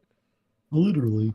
We might as well take a... Sir K, I think we might be taking a fucking plane down to Japan in January so we can watch Wrestle Kingdom. If I wanted to see match on match on match on match on match on match on match on match, and then the show goes off the air. Are you serious? Yep. Just matches. Fucking ridiculous. Profanity being phased out of AEW programming. During a Wrestling Observer Radio, Dave Meltzer noted the increased bleeping during AEW programming and suggesting that the explicit language may no longer be permitted. He says there was bleeping on the show more than usual. The days of saying horse shit and swearing on TNT and TBS look to be over. This is another aspect that's kind of weird. I also kind of think that this could be Warner Bros. Kind of giving the old fuck you to Tony Khan. That's exactly what it is. And like American TV, no matter who it is or what they play, they don't like cursing, really ever. But when AEW first started, they had the momentum and viewership for Warner Bros. Be like, we don't like cursing, but you guys are rolling it in. You're doing good numbers, so we'll let you do what you do. Guess what? Those numbers are dropping like flies. So guess what? So is the extra shit they get away with. That shit's gonna drop like flies, i.e. cursing. That's exactly what happens. Is what's happening to me. I think that's exactly what's happening. Yeah, I think I definitely think this is a part of because um Warner Warner back in the day used to let AEW fucking get away with murder on their show. Fucking the only thing at the start of the AEW they only got in trouble for and almost got the plug pulled on them was for Chris Jericho smoking a cigar. That was like the worst thing they've ever done at that time. Yep. Now, they can't even curse. Come on, bruh. It's momentum. And yes, Bell, our TV rules are absolutely dog shit. Yeah, absolutely fucking ridiculous. It's so stupid, bro. But yeah, man, I mean, I don't know if it's because AEW has maybe abused a couple F-bombs. But again, this could also be a case of Warner getting ready to pull the plug on AEW. So we'll just have to Heard Warner and all the people they combine with are making it a streaming platform, and AEW is nowhere to be found on it. I did hear about that, yeah. So But guess what is? Midget wrestling is on it, oh, come on. and that midget wrestling show gets better weekly viewership than Collision every week. Man, Literally, that's sad. that That's show gets fucking probably sad. 300K. Yeah, that's fucking sad, dude. That's insane. But again, AEW, man, they, I don't know. That's literally the one thing that they have to give their fans that their fans are absolutely owed. And man, if they don't give that to us, that's gonna be really fucked up, man. And that is a streaming service. But, I don't know, man. I don't know. It looks like those days are done. Which again, this is something that's good for AEW. I think that they cursed a little too much. You know, when somebody curses on WWE, it's like a OMG moment. You know, it's like a oh fuck. You know what I mean? Like this is serious. Like remember when Matt Riddle was like, "What the fuck did you say?" during that? Like it legitimizes things. But again, just like their Forbidden Door, how fucking forbidden, how legit can it make something be if motherfuckers are bitch, shit, fuck, every promo? Every dude during the fucking Outcast every week, Soraya would just come out just Ugh. like, bro, that's not cool. You look like a dork. You act like a dork. It really is. It really is.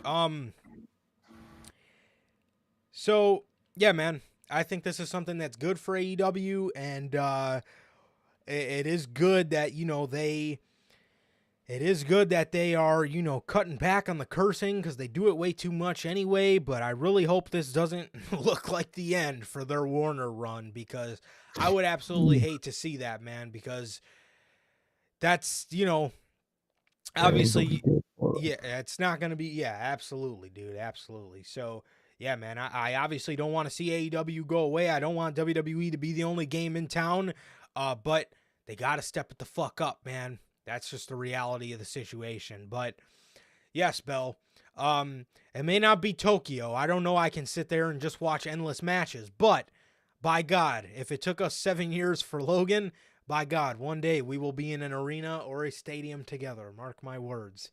Yeah, exactly. Yes, it will be a meetup that the IWC is deprived of. But Exactly. golly, yeah. So that's the news on AEW, man. Also, more news on AEW. According to Dave Meltzer, the Wrestling Observer, he says, I don't know if yet, but QT Marshall is back in AEW. I have a theory about this, but he's back in. That's exactly what my theory is. But he's gonna be starting back. Rocky Romero's role is gonna be talent development. So essentially training wrestlers and working with the younger talent, and also international ambassador, obviously with New Japan and CMLL. Oh, so this is his fucking fault.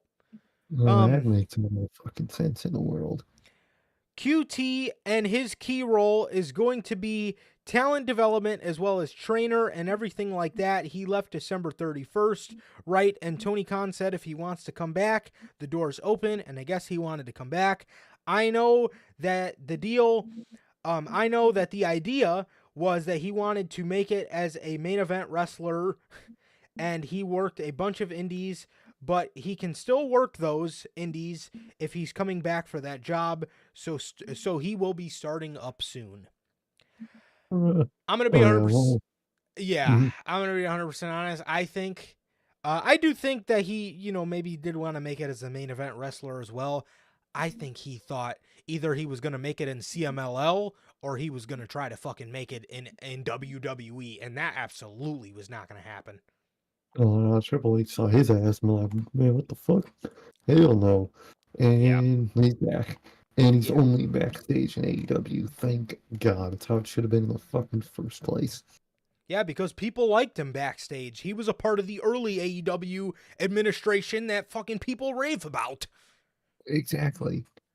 And I'm gonna be honest with you, dude. That's one thing I fucking commend WWE so much for, is not bringing Cody's whole Nightmare gang along, and giving them positions.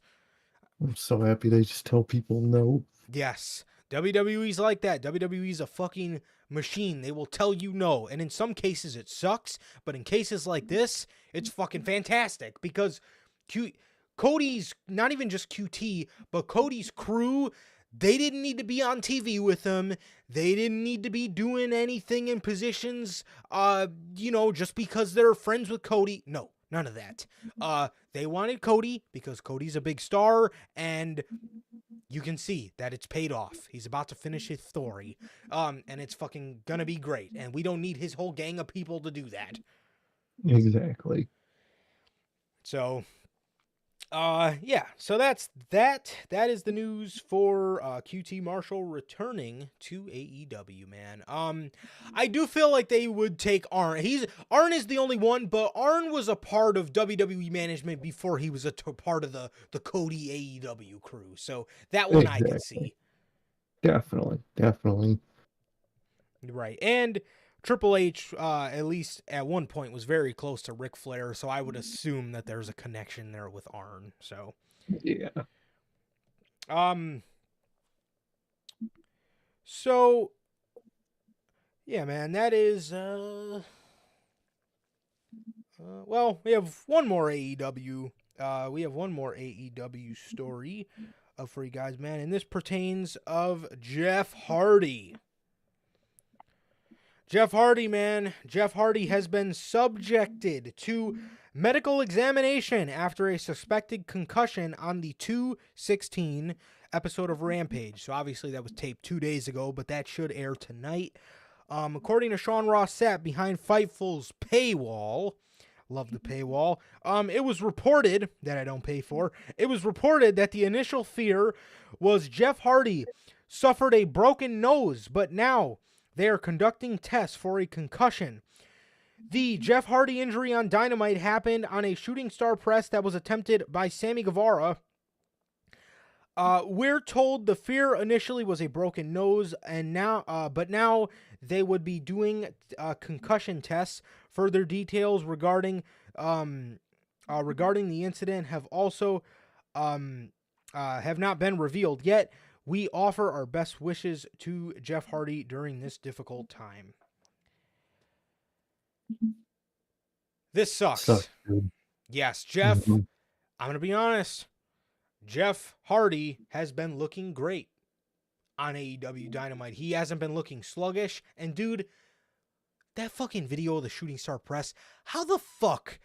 And again, I know, speaking of Forbidden Door, this is more forbidden than the Forbidden Door pay-per-view. I know this is forbidden of us fans to talk about because we haven't done anything in the business. You're doing a shooting star press, I'm sorry. But is it wrong of me to ask, how the fuck do you turn your body completely sideways and knee this man in the fucking nose? Like how? What are you doing, dude? Doesn't make sense, man. You need to train these people better. And sucks for Jeff, man. I heard now that it isn't a concussion, it's just a broken nose, so that's good. Yeah. But still, at the end of the day, Dog. That's a 2 months of his career that we did not need to miss, man. He's not getting any younger. And again, bro, I don't, I know this shit isn't done on purpose, but how many fucking times has shit like this happened with Sammy Guevara? Happens a lot. He's one of those repeat guys. I mean, come on, man. How many times? How many times are we going to make these silly mistakes, bro? I mean, for the love of God. And I mean, again, I don't mean to say that, dude, because realistically, I know he didn't mean to hurt him. But come on, man. I mean, we gotta have a little more control of our bodies here, man. I mean, in the Performance Center, the videos we've seen, they teach you so much on your footing and your body placement. And that is so important as a wrestler. Like Bell says, Tiffany Stratton can do a better shooting star press. And fucking, she's only been wrestling for what, 2-3 years? I mean, come on. Exactly. Come on, man. This is multiple times this has happened with Sammy Guevara. And again, I want to stress, I know the guy didn't mean to do it on purpose. I know he's not maliciously doing it to Jeff. But we got to be a little more safer here, man. I mean, completely turning your body to the side to knee the guy in his face. I mean, come on, man. Come on. So, that's the news on... That is the news on Jeff Hardy's injury. And again, this really, really sucks because Jeff, I'm going to be honest, I'm calling it like I see it. Jeff's been looking great. He has not been sluggish out there at all. He's actually, seriously, he's actually looked like I want to see him get some sort of last run in the company. And that's great. So, yeah, man. So,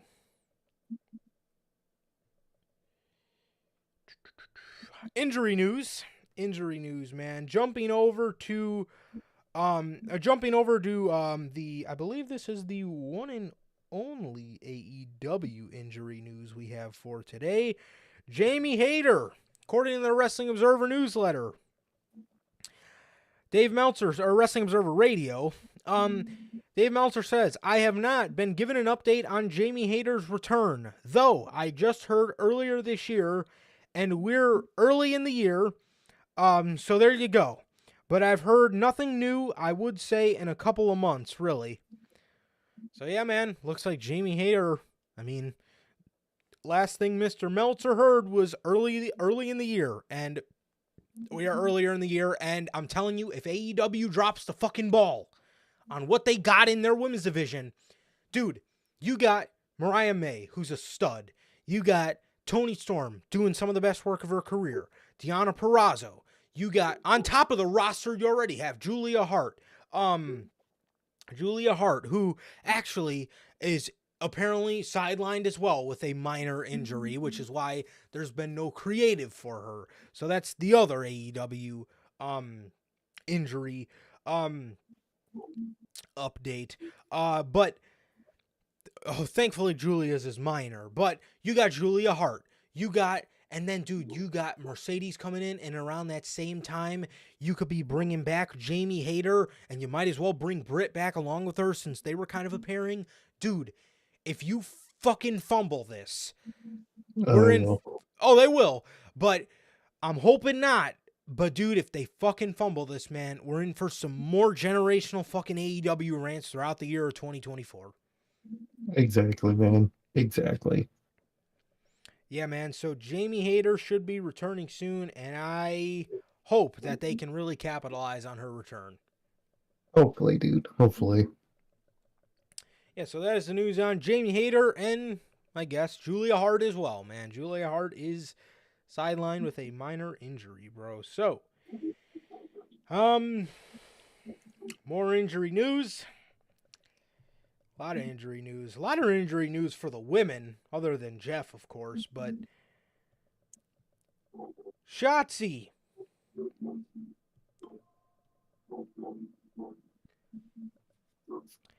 Fightful Select is reporting that Shotzi Blackheart, or Shotzi, suffered a serious knee injury during the NXT tapings 3 days ago. And with that, she has been replaced in the qualifying match for the Elimination Chamber against Tiffany Stratton with Alba Fire. So now it will be Alba Fire versus Tiffany Stratton instead of Shotzi.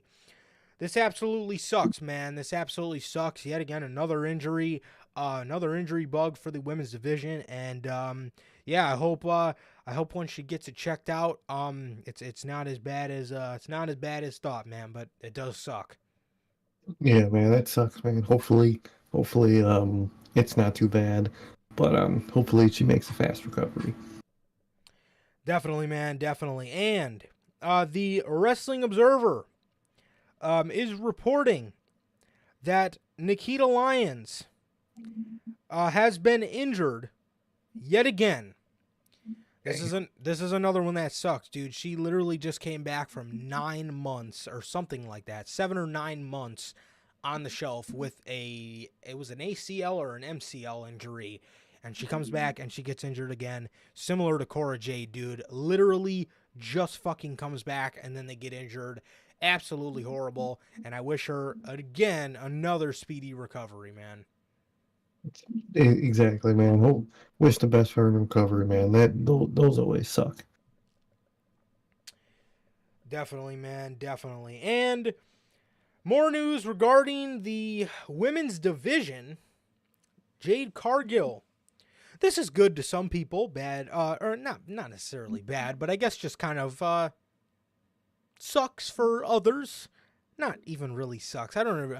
Okay, we'll get. So PW Insider is reporting Jade Cargill will no longer be participating in the Women's Elimination Chamber match. So there was a leaked Elimination Chamber card that came out, and it had Becky Lynch, it had Tiffany Stratton, it had Naomi, Liv Morgan, damn,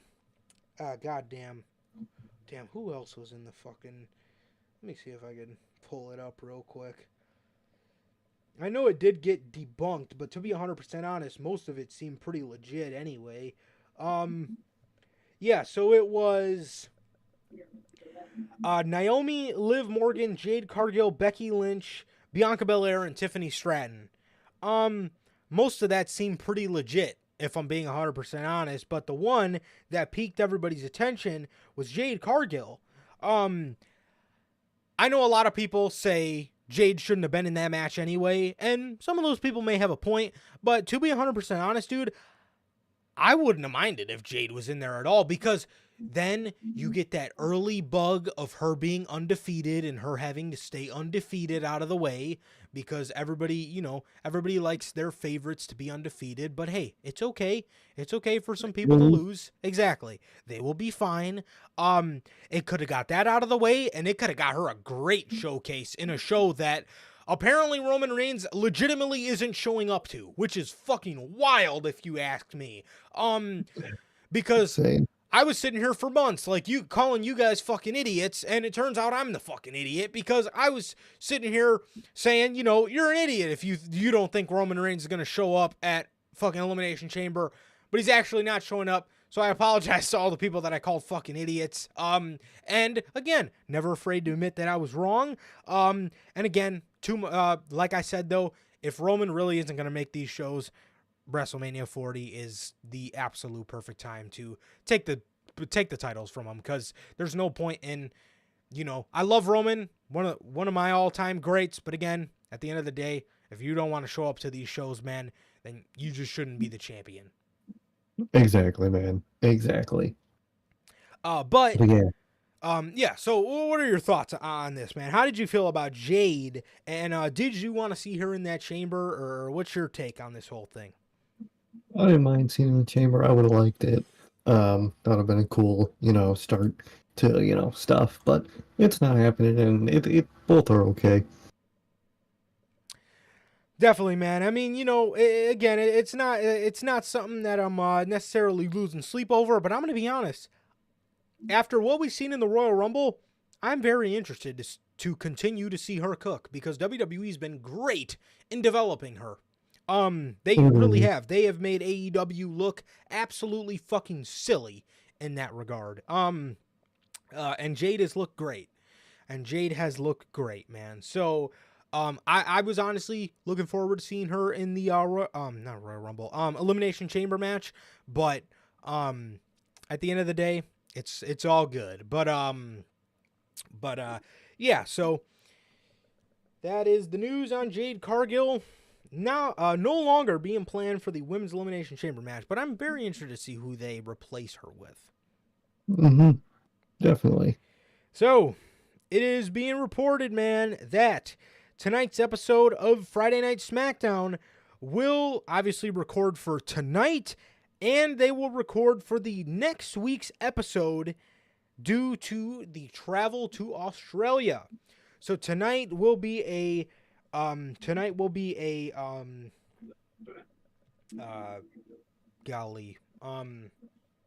taped, a live, and they will be taping SmackDown for next week, and it is also being reported that by BWE that tonight's Roman and Rock segment will be unscripted. Interesting, man. I like it. Definitely, man. And it is a sold out show for tonight. I want to say they're in Utah, Salt Lake City. So, yeah, man, they will be doing a unscripted segment. So that's gonna be pretty cool to see. And SmackDown will be taped, man. So if you want to skip next week's SmackDown, it will be a tape show. Tape shows always suck. So yeah, man. Yeah, that is the news on SmackDown being a tape show, man. So, obviously, due to the travel to Australia. Oh, yeah. And with the last story for this episode, for episode 201 of the Notorious Heels podcast, man, the final story we got for you guys today.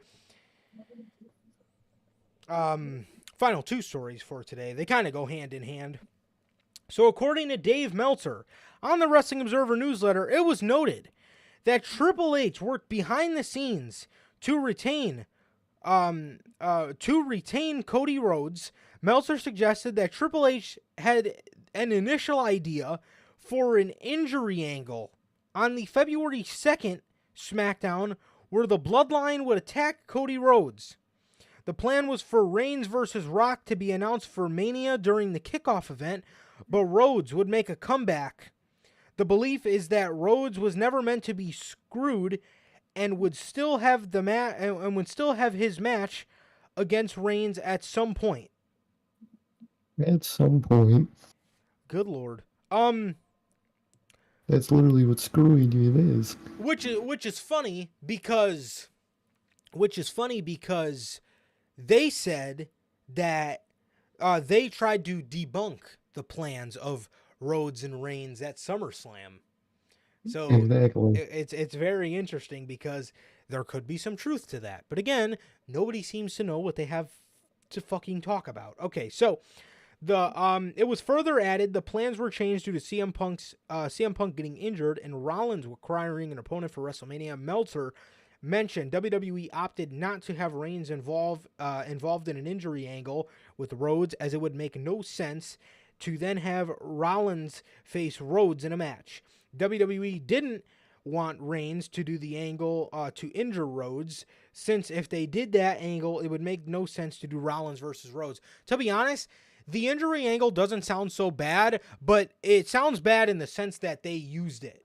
So, yeah, instead of making Cody hand over his WrestleMania spot and have Seth Rollins virtually beg for Cody Rhodes to face him, what you could have did was have the Bloodline attack Cody Rhodes.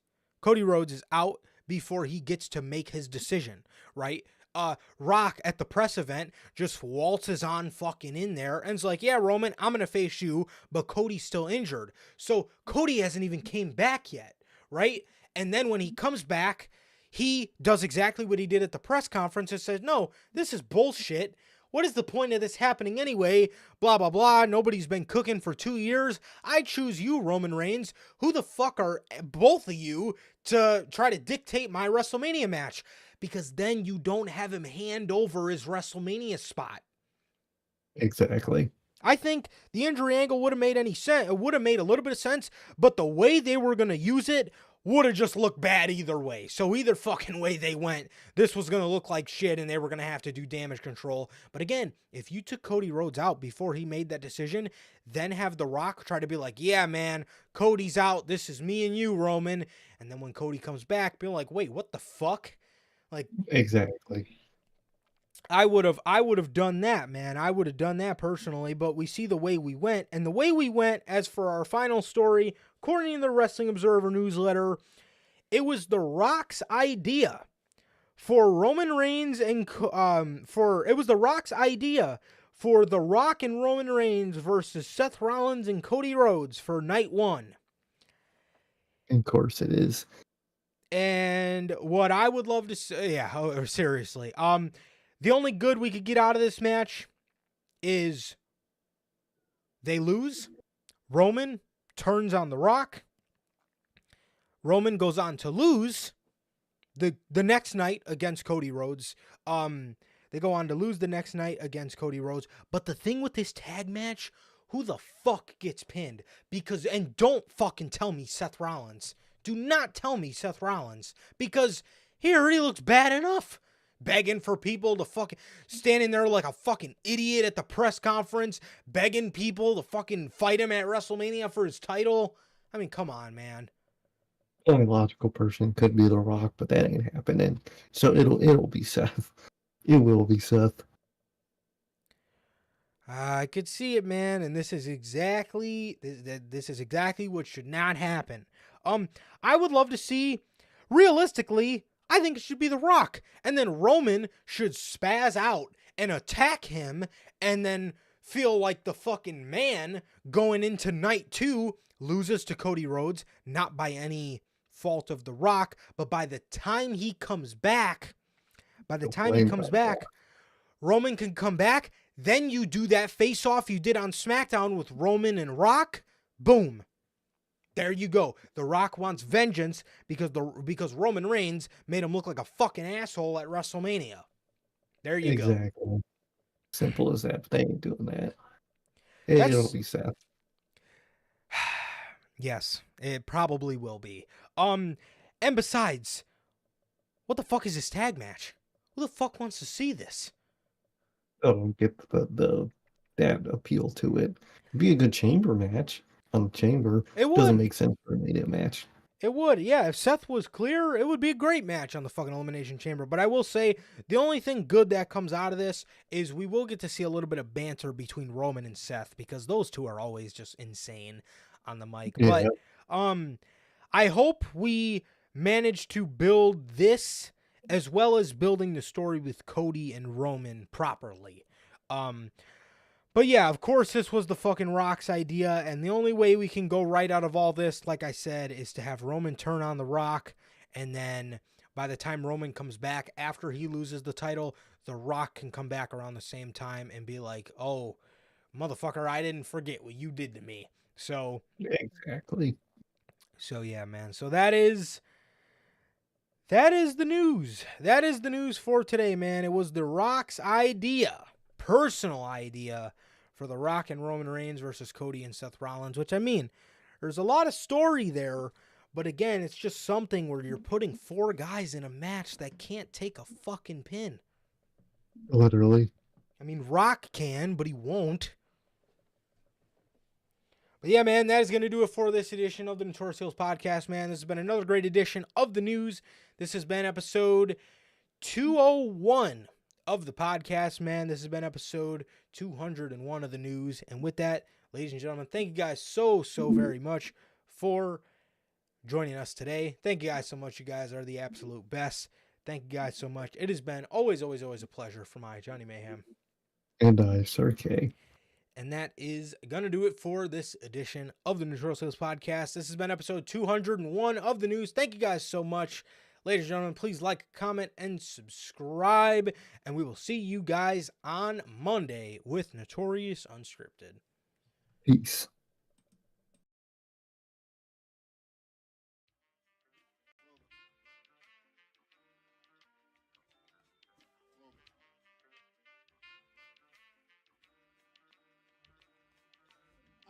get pills on the bitch.